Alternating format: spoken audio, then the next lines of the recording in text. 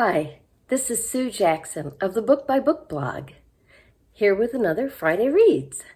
So this week I am still reading the same books I was reading last week because I'm in the final stretch of the 2021 Big Book Summer Challenge. It's a challenge I host every year. If you didn't join in the fun this year, I hope you will consider it next year. So I had saved my biggest big book. A big book is anything 400 or more pages. And I saved my biggest one, Anna Karenina by Leo Tolstoy, for the last.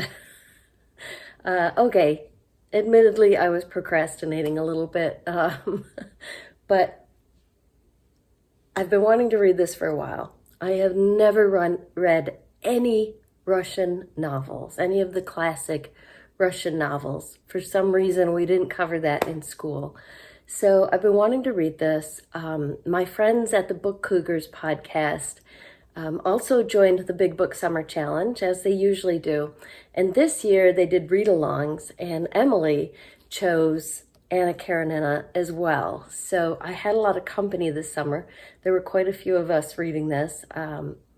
I don't know if I'm the last one, but I did finally get to it. And believe it or not, I'm about halfway now.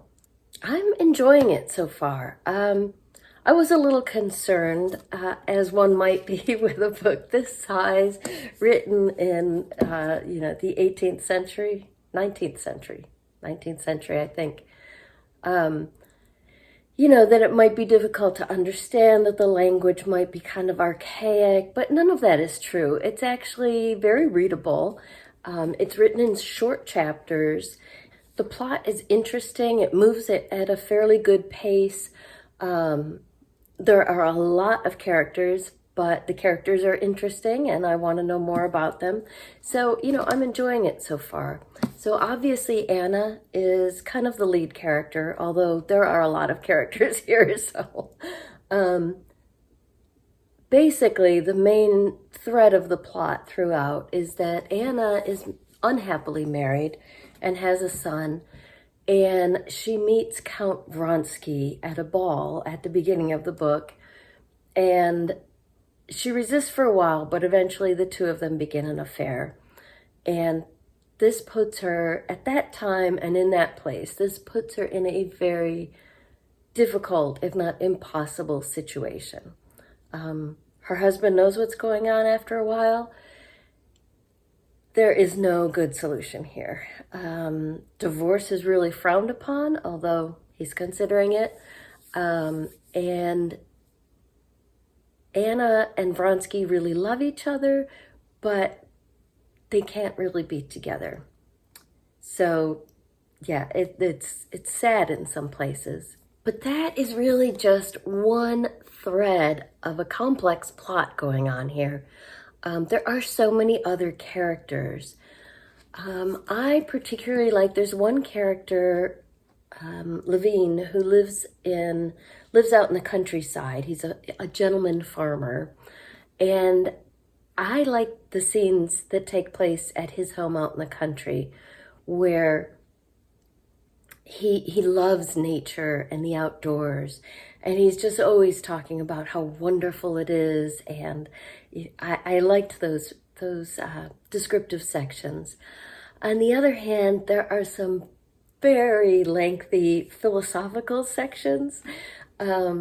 This is all about people in the nobility, although Levine in particular spends a lot of time thinking about the relationship between the gentleman farmers and the peasants who work for them.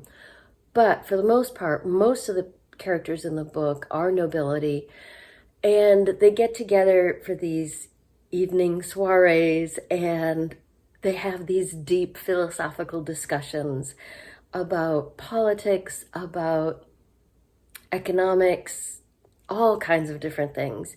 So sometimes those can run out a little bit, but for the most part, I'm enjoying it. The only other difficulty is the names.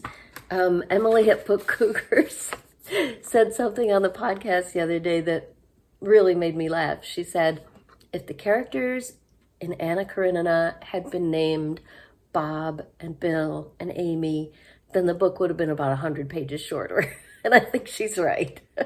Because every one of these Russians has at least 3 names.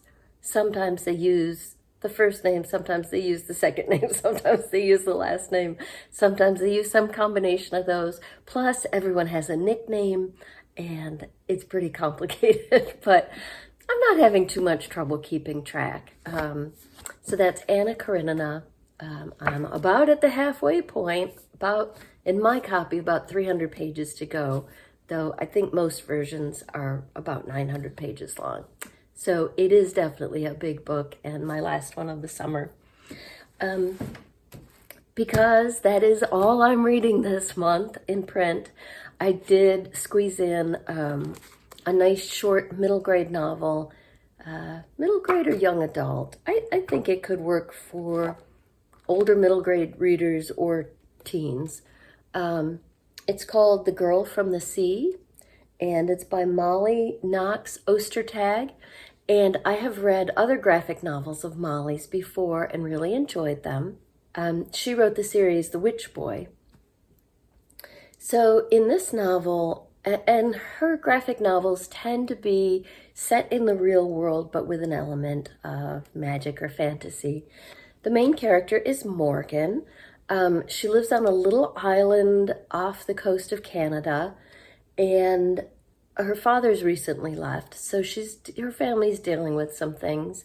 She's got a younger brother and a mom, and she has 3 very close friends that she goes to school with. But Morgan has a secret that she hasn't told even her family or her close friends, and that's that she's gay. So she hasn't acted on that. She just knows it, and she hasn't told anyone.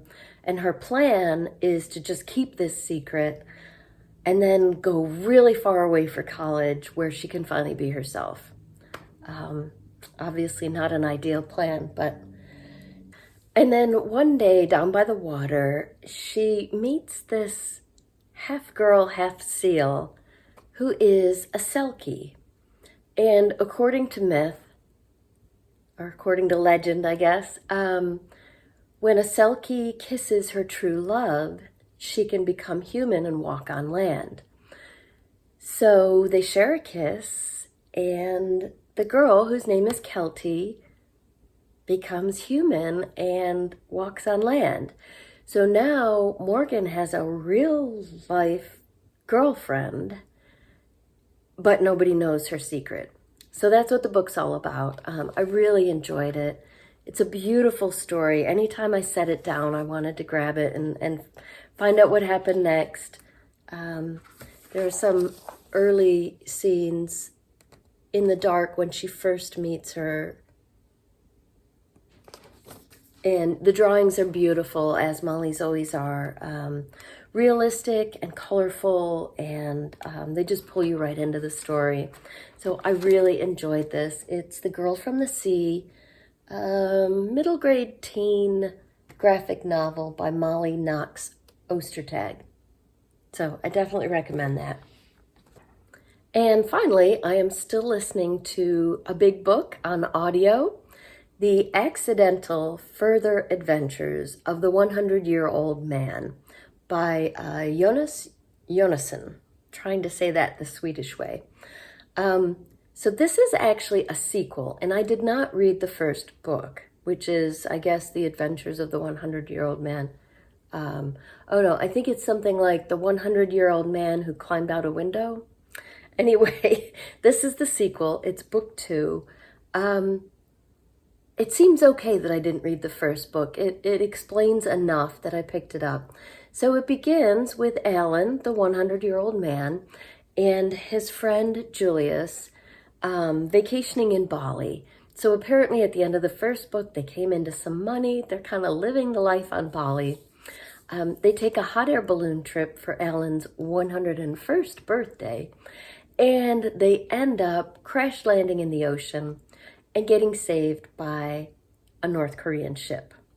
So they soon find themselves in North Korea as prisoners, meeting with Kim Jong-un, and because Alan has passed himself off as a nuclear weapons expert, because they figured out that this ship was carrying enriched uranium. So, as you can probably already tell, the whole story is like this. It's a little absurd, it's a little outrageous, it's often very funny. Each chapter is labeled with the country they're in, so their adventures, the book is well titled. They have a lot of adventures. They do pick up a third along the way. But besides the humor and the absurdity, interestingly, there's also a lot of facts and history here. World history, current global events, all kinds of things. In this book, Alan discovers the technology of a tablet, and so he's constantly reading the news updates and talking about what's going on in the world. And as they travel from one country to another, there's a lot of commentary on what's going on in that country and with their leader. So yeah, besides Kim Jong-un, Donald Trump, he meets Donald Trump, he meets the German Chancellor. Alan really gets around. So it's a strange book, but I'm really enjoying it. It's a lot of fun. That's The Accidental Further Adventures of the 100-Year-Old Man. And lots of laughs, very interesting, and I have no idea how it's going to end up. So that's what I'm reading this week. What are you reading this weekend? I'd love to hear about it. Let me know in the comments down below. And while you're at it, click the thumbs up to like the video and subscribe so that you'll see the rest of the videos that I make.